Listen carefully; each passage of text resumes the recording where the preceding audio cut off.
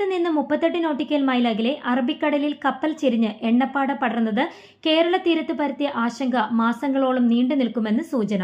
കേരള തീരത്ത് പൂർണ്ണമായും ജാഗ്രതാ നിർദ്ദേശം നൽകി സർക്കാർ നിലകൊള്ളുമ്പോഴും മത്സ്യമേഖലയിലെ ആയിരങ്ങൾക്ക് ഈ കപ്പലപകടം വൻ തിരിച്ചടിയാണ്. ഒഴുകുന്ന കണ്ടെയ്നറുകൾ കൂടുതലായി എത്താൻ സാധ്യതയുള്ള ജില്ലകൾ ആലപ്പുഴ, കൊല്ലം, എറണാകുളം, തിരുവനന്തപുരം എന്നിവയാണ്. എന്നാൽ എണ്ണപ്പാട എവിടെ വേണമെങ്കിലും എത്താൻ സാധ്യതയുള്ളതിനാൽ കേരളത്തിലെ മുഴുവൻ തീരദേശത്തിനും ജാഗ്രത വേണ്ടി വന്നിരിക്കുകയാണ്.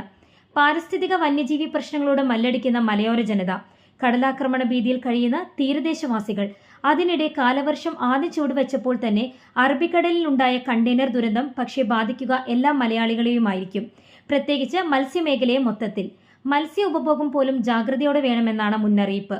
2012 മുതൽ കേരളത്തിലെ മത്സ്യബന്ധന സമൂഹത്തെ പൂർണ്ണമായി തകർക്കുന്ന രൂപത്തിൽ മത്തി അപ്രത്യക്ഷപ്പെട്ടുകൊണ്ടിരിക്കുകയാണ്. ഈ വർഷം കാലാവസ്ഥയിൽ വന്ന മാറ്റത്തോടെ ഏപ്രിൽ മുതൽ മഴ ആരംഭിക്കുകയും ഇടക്കാലത്ത് കാണാതായ മത്തി തിരിച്ചു വരികയും ചെയ്തിരിക്കുകയാണ്. വർഷങ്ങൾക്ക് ശേഷം അനുകൂലമായ തീരദേശ കാലാവസ്ഥ തിരിച്ചു വരികയായിരുന്നു. മത്സ്യമേഖല ഉണർന്നു വരുന്നതിനിടെയാണ് ഈ അപകടം. അപകട കാരണത്തിൽ പോലും ദുരൂഹത തോന്നും വിധമാണ് പുറംകടലിലുണ്ടായ ദുരന്തം.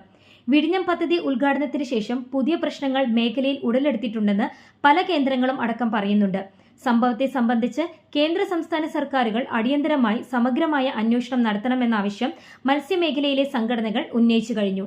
2018 എൻട്രിക്ക ലെക്സി സംഭവത്തിന് ശേഷം തുടർച്ചയായ കപ്പൽ അപകടങ്ങളും മത്സ്യബന്ധന നിരോധനവും മേഖലയിൽ സംഭവിച്ചുകൊണ്ടിരിക്കുകയാണ്. ഈ സാഹചര്യത്തിൽ അനുകൂലമായ കാലാവസ്ഥ വന്ന സാഹചര്യത്തിൽ സംഭവിച്ച ഈ അപകടം വിപണിയെ ബാധിക്കുകയും മത്സ്യമേഖലയിൽ മത്സ്യബന്ധന നിരോധനമടക്കമുള്ള നിയന്ത്രണങ്ങൾ വരികയും ചെയ്യാൻ ഇടയാക്കും.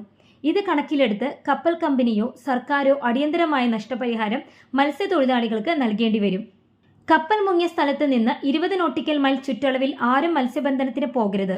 അപൂർവ വസ്തുക്കൾ, കണ്ടെയ്നറുകൾ എന്നിവ കണ്ടാൽ തൊടരുത്, അടുത്തു പോകരുത് എന്നീ നിർദ്ദേശങ്ങൾ മത്സ്യത്തൊഴിലാളികൾക്കും ബാധകമാണ്. കപ്പലിലെ എണ്ണ കടൽത്തട്ടിൽ അടിഞ്ഞുകൂടാൻ സാധ്യതയുള്ളതിനാൽ coast guard, navy, forest department എന്നിവരെ ഉൾപ്പെടുത്തി ഒരു പദ്ധതി തയ്യാറാക്കാനുള്ള നിർദ്ദേശവും നൽകിയിട്ടുണ്ട്.